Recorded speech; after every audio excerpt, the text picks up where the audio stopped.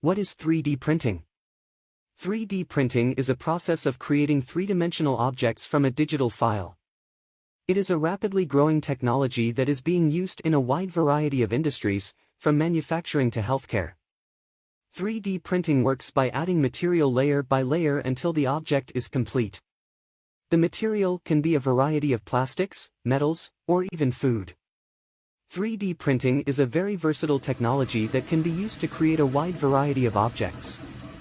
Some common uses for 3D printing include creating prototypes for new products, manufacturing parts for machines and devices, creating medical devices, such as prosthetics and implants, creating custom jewelry and other objects, creating educational models and simulations.